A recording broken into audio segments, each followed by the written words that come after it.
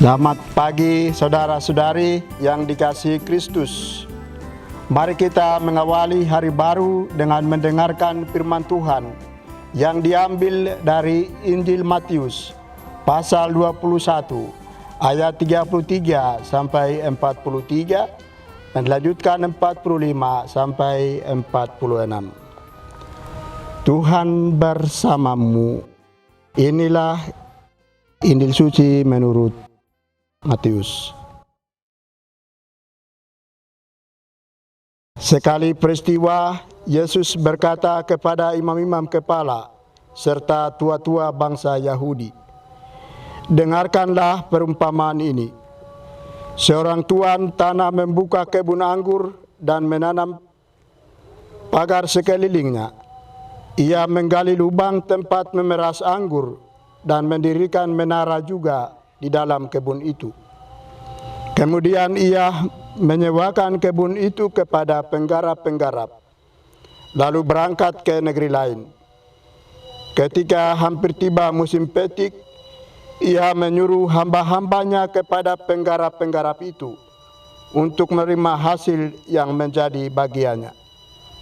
Tetapi para penggarap menangkap hamba-hamba itu, yang seorang mereka pukul, yang lain mereka bunuh, dan yang lain lagi mereka lempari dengan batu. Kemudian tuan itu menyuruh pula hamba-hamba yang lain, lebih banyak daripada yang semula. Tetapi mereka pun diperlakukan sama seperti kawan-kawan mereka. Akhirnya tuan itu menyuruh anaknya kepada mereka, pikirnya, anakku pasti mereka segani. Tetapi ketika para penggarap melihat anak itu, mereka berkata seorang kepada yang lain, ia adalah ahli waris, mari kita bunuh dia, supaya warisannya menjadi milik kita. Maka mereka menangkap dia dan melemparkannya ke luar kebun anggur itu, lalu membunuhnya. Maka apabila tuan kebun anggur itu datang, apakah yang akan dilakukannya dengan penggarap-penggarap itu? Kata imam-imam kepala dan tua-tua itu kepada Yesus, ia akan membinasakan orang-orang jahat itu, dan kebun anggurnya akan disewakannya kepada penggarap-penggarap lain yang akan menyerahkan hasil kepadanya pada waktunya. Kata Yesus kepada mereka, belum pernahkah kamu baca dalam kitab suci? Batu yang dibuang oleh tukang-tukang bangunan telah menjadi batu penjuru. Hal itu terjadi dari pihak Tuhan, suatu perbuatan ajaib di mata kita.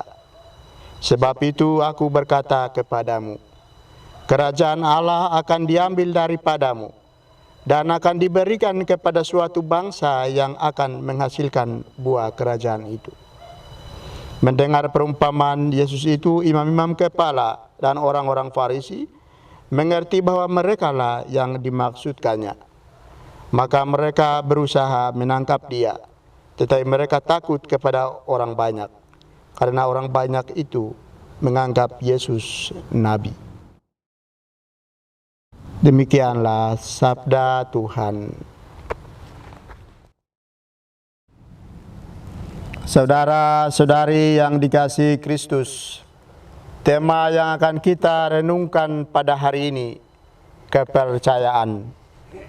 Saudara, Injil hari ini menandaskan bahwa kesempatan atau peluang hidup yang diberi Tuhan tidak boleh disia-siakan dan tidak boleh pula disalahgunakan. Kita bagai penggarap kebun anggur Tuhan yang harus menjadikan dunia ini semakin hari semakin lebih baik. Tuhan memberikan semua kemampuan dan keahlian yang berbeda-beda. Tetapi kalau kita pakai bersama-sama, maka perbedaan kemampuan yang dimiliki masing-masing bisa menjadi perbedaan yang melengkapi dan menyempurnakan. Perumpamaan mengenai kebun anggur adalah penggambaran Yesus mengenai setiap orang dalam menghidupi imannya setiap hari. Setiap orang diberikan kebun anggur oleh Tuhan, yakni kehidupan, untuk diusahakan dan dikerjakan. Hidup ini bukan milik manusia, sehingga sebetulnya manusia tidak punya hak untuk bertindak semena-mena terhadap hidupnya. Hidup adalah berkat dari Tuhan. Ia telah menyediakan segala sesuatu yang dibutuhkan oleh manusia.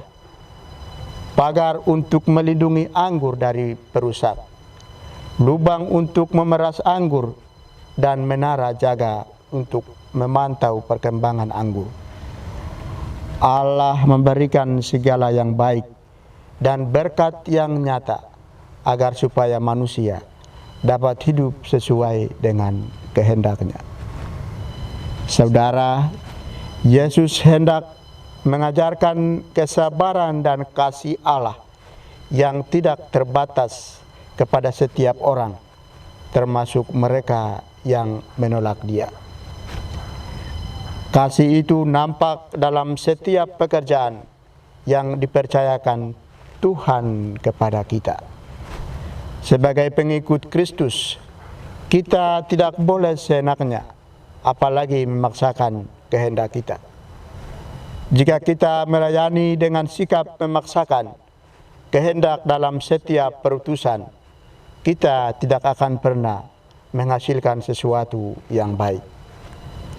Kepercayaan itu harus dijaga dan dilaksanakan dengan totalitas, sehingga bisa menghasilkan sesuatu yang bermanfaat, berguna bagi banyak orang. Amin. Marilah berdoa. Tuhan, pagi ini kembali kami naikkan syukur dalam doa dan permohonan. Terima kasih sudah menjaga kami saat tidur maupun bangun. Terima kasih untuk udara sejuk dan segar pagi ini. Tuhan, kami hendak beraktivitas. Kami mohon tuntunan dan pemeliharaanmu. Jauhkanlah kami dari yang jahat dan berilah kami kekuatan dan kesehatan. Ajarilah kami untuk saling mengasihi dan mengampuni. Kami serahkan hari ini ke dalam tangan-Mu, Kristus terang dunia. Berkatilah keluarga-keluarga kami. Jadikanlah kami alat kasih-Mu, dan pantaskanlah kami menjadi hamba-Mu yang setia. Amin. Tuhan bersamamu. Semoga keluarga kita, orang-orang yang kita kasihi dan doakan, seluruh aktivitas kita hari ini dilindungi, dibimbing dan diberkati oleh Allah yang Maha Kuasa, dalam nama Bapa dan Putra dan Roh Kudus.